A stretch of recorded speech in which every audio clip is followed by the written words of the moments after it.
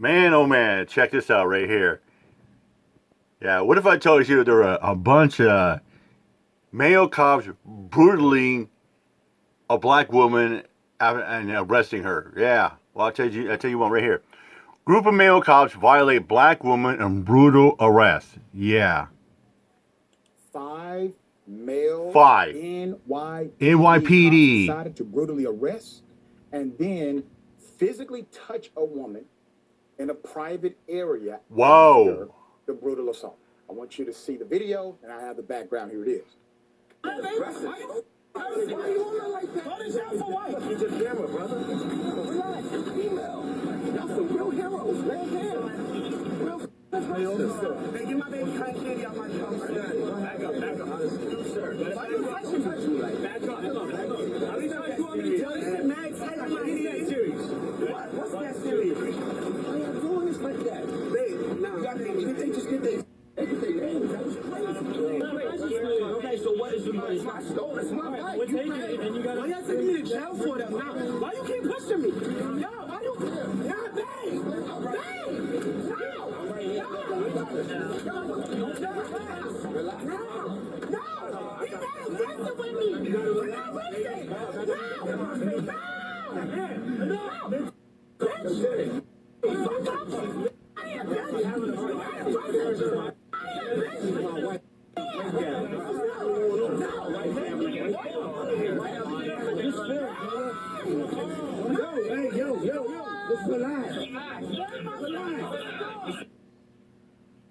All she wanted to do was purchase cotton candy for a 5-year-old. Put up the picture full mask. Wow. So that's what led it all? Unreal. Wanted to purchase cotton candy from Coney Island for her 5-year-old daughter. Wow. But that maternal decision landed the 32-year-old black woman in jail after she was beaten and arrested by a group of NYPD officers who accused her of illegally operating an e-bike without a license plate. One cop named Lieutenant Lacalamita even called her a black B-word. Black bitch. Okay? He did this while arresting her. That's according to a notice of claim her attorney filed against the city last month, which is the precursor to a lawsuit. And as a reminder, before you sue a government, you have to send them notice to sue, which is required by law. The incident took place on the evening of June 11, 2024. After Ms. Moody and her husband rode their e-bikes from their Brooklyn home, where they met up with 2 motorcyclists. Moody was riding a Z6 Fly e-bike, while her husband was riding a Venom Fly e-bike.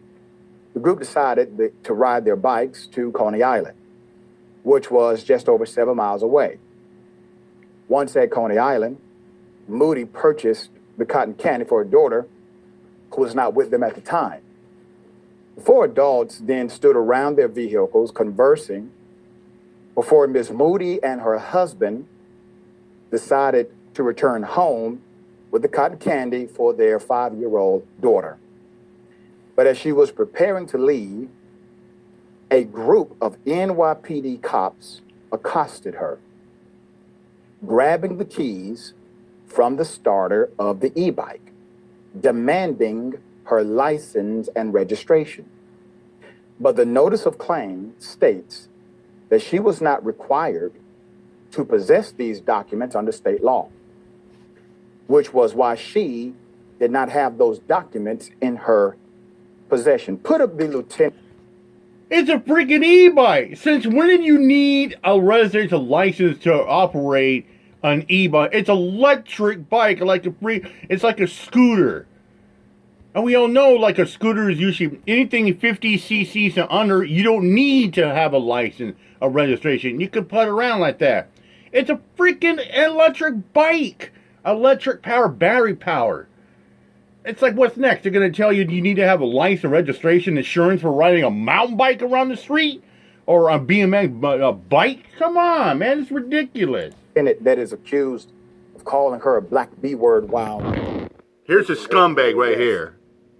Keep that picture up. Here it is. So the Look at the lieutenant, scumbag. which by the way, this means that Look at him. he has ranked, which Yeah, he's ranked, all right. was when He's a officer, sergeant. the other Call officers her a bitch. attacked or tackled her based on his order and tried to tase her.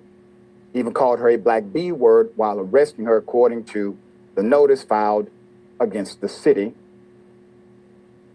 The cops lieutenant, not sergeant, then lieutenant. threw her face first into the back of the patrol car with her hands cuffed behind her back. Once again, that is a violation of departmental policy. It is. According to the notice of claim. That's an assault. Because it can lead to positional asphyxia, a condition where an individual's position prevents them from breathing. The abuse continued at the 60th precinct as she was standing in front of the desk, officers with her hands cuffed behind her back, when the same lieutenant that allegedly called her a black bee came up from behind and kicked her legs, causing her to fall to the floor, according to the attorney. That same lieutenant then stood over her and told her to, quote, get the fuck up. Up. As the other officer stood and watched and failed to intervene, the notice of claim states, quote, after this subsequent assault, the claimant was subjected to an unlawful and invasive search, according to the notice of claim filed by the attorney, Eric Sanders. Quote, despite the presence of a female officer, male officers conducted a full body search, making inappropriate physical contact with her breast, vaginal area, buttocks, thighs, and other parts of her body. Her pockets were empty, yet no female officer intervened in the search process. Let me tell you why that part is important. It is a policy call that if a female officer is available, for the female officer to conduct that kind of search, that kind of... And I'll tell you firsthand as well, too. Many years ago, my friend Brian and I, we got popped for... We got popped for firing off for records of danger with a firearm, and we were drinking. Well, we weren't charged for that. It was regular danger fireman. I remember we spent, in the holding cell before you get booked. We were in a holding cell for like 2 hours, maybe 3. And every time they were bringing process like that, if it's a female, the male officers say they would need a female officer for a pat down to search. And the fact that they even request a female officer it's ludicrous. Body or cavity search on a female officer. Typically, even if a female officer is not available, the male officer or the sergeant in charge will tell the officers to wait until a female officer is available in order to conduct that kind of search, which would lead one to believe the reason why this search was conducted was to violate this woman in the first place. And those other officers who stood by, knowing the damn protocol, said not a word while it was happening. This is why the attorney made sure that it was part of the actual claim. There's more. I'll tell you why they did they did violate. Why that lieutenant called her B word and tell her shut the F up. I think it was because she was talking back at them, and he took him personal. Ladies and gentlemen, this is what it comes down to. Cops do take it personal like that. If you don't stroke their ego, if you don't comply, if you don't kiss the ring and lick their boots, they take it personal. Because they don't like it when you hurt their feelers, or you take a swing in the fragile ego when you call them names, or you lash back, or you exercise your First Amendment of free speech. That lieutenant didn't like it when she was exercising her First Amendment free speech, back lashing at him with her words. And that's what cops like that, that's what they call contempt of cop. She was then charged with what? With improper display of number plates, obstructing governmental administration, resisting arrest, and disorderly conduct. But a judge dismissed the charges under an adjournment in contemplation of dismissal, which means they can be refiled if she gets arrested again. Well, it's kind of like, when charges are dismissed with prejudice.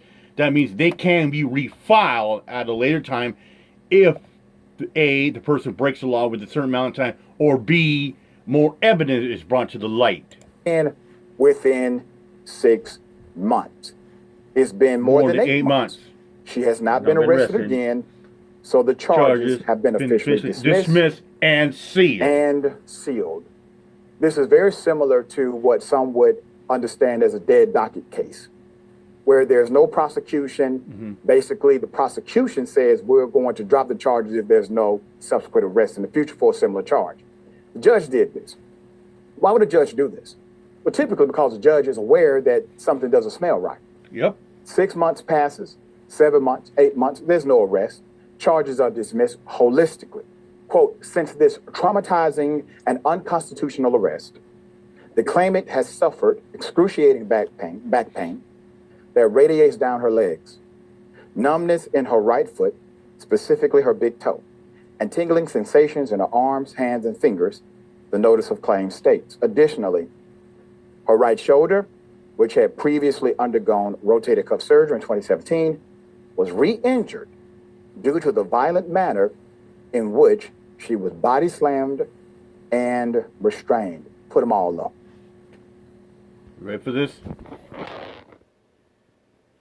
Listed as defendants are Look at them. Scumbag, scumbag, scumbag, scumbag, scumbag. All disgusting basuras. Lieutenant Daniel Lacalamita, Sergeant Stanislav Zubik, Officer Michael R. Moran, Officer Alvin M. Naves, and Officer Jared W. Cordero. Left to right. Left to right, Okay. you saw. All 5 defendants have histories of abuse, Oh, misconduct, not surprised. racial profiling, as outlined in the notice of claim, which also states that black people represent 30% of traffic stops by NYPD, while only making up 23% of the entire damn population. Keep their pictures up. What are you looking at? You're looking at the reason why there's an us and them mentality that exists between community and cop. Yep. There is no trust in. And please, some of us wonder why people in the public hate them, or they call them out, call them names. Well, duh, when they do stupid crap like that, and the people don't trust the police officer. Then you got the thin blue line lovers in the Fraud Dweeb Network always talk about, like, well, why people hate the cops because they're causing trouble. Oh, they're a bunch of fraudsters. Sovereign said no, because when you got cops, they're abuse their power because they think they can do what they want. They could go rogue on people like that. But you push a cop aside, what happens to you? You get charged with assault. It's crazy like that. It's like a cop gets trouble, the fellow blue line's gonna protect him like that. But if you were to do something like that, or like anything like that, what happens to you? You get cuffed, stuffed, and thrown in a cage after having torture cut behind. Then you get placed into a torture cage. And officials like this, and when alleged good cops sit back and do nothing, Yeah. it creates. And the problem, like what Eli has said at best, Son of Hightower, what happens when good cops snitch on the bad cops? They get outed and they get thrown under the bus, and then they have to quit and go to a new jurisdiction. That's why sometimes the good cops have no choice but to keep quiet. They can't snitch because they get looked at and frowned upon, and all bears like that. Because, cops always going around saying, oh, they love it when you snitch. They love when you see something to say something. But they do not like it when you snitch on their fellow comrades in blue, even though they know they're fucked up. A deepening of that. I mean, you got cops out there, they have the mentality, keep quiet. Because those good cops are not as good as they believe they are. Yeah. Very thankful for this attorney following us, very thankful for this family not simply being okay with the charges getting dismissed. But in order to effect justice, you have to push the needle. You have to assert your rights. You have to go to the next step. And it's not easy. It's not easy. Actually, one of the most difficult things that a person will have to decide to do. But in this case, obviously, it was required in order for justice to hopefully be reached. Sharon, one of the saddest, unprovoked, absolutely nonsensical arrests I've seen in a long time. What say you? And they were wrong, right? About whether she was supposed to be carrying certain documents to be a legal, electric bicyclist or whatever. And that's no excuse. I would think police officers, we can start here with no basic laws and ordinances. What do they tell citizens? Ignorance of the law is no excuse. Yeah. That's right. It's just crazy. Like, they tell you, like, oh, you need to have documents and a license to ride an e-bike. That's like a cop telling you if you walk down in your driveway, you walk down the street, your neighbor's place, or you just walk around the block, get some exercise, get some fresh air. They tell you, oh, you need to have your ID on you at all times. I've heard stories like what cops tell you need to have your ID even in your own freaking backyard. Yeah, I kid you not. This is what the police in America is coming to, ladies and gentlemen. It's the pussification of America. As you ran down the horrific nature of this, I was thinking kidnapping, assault, sexual assault, verbal assault, maybe even attempted murder. Violation of First Amendment, Fourth Amendment. Because you went very clearly through when they threw her into the vehicle. Yes. We know people who have died. You've covered it on this show. Yep. Until there is the book thrown at these people, and I even wondered, I take you better knowing the law and the situation here. I even wondered if the judge kept a little window open to keep her from perhaps pursuing the monetary claims. These thugs need to be off the street. People are not safe. Black and brown people in particular. Those fucking cops need to be placed on the Brady list. Whatever you want to plain call them, and simple. Terrorizing New York. And it doesn't surprise me they've had other things in their record that should have been dealt with. Thank goodness you're shining the light on this. Just utter filth. Filth. Yeah. And based on the notice of claim, you actually have a hate crime. Because that if is this a hate officer crime. Yelled out, "You black B word." Yeah, called her a that black goes bitch. To a racial dynamic of the physical aggression. Then that stupid lieutenant took it personal by kicking her legs where she fell until get the F up. He took it personal.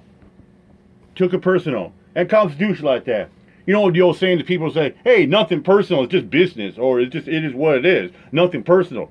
Oh, believe me, ladies and gentlemen, cops do take it personally. They do. Very vaguely. They take it very personal.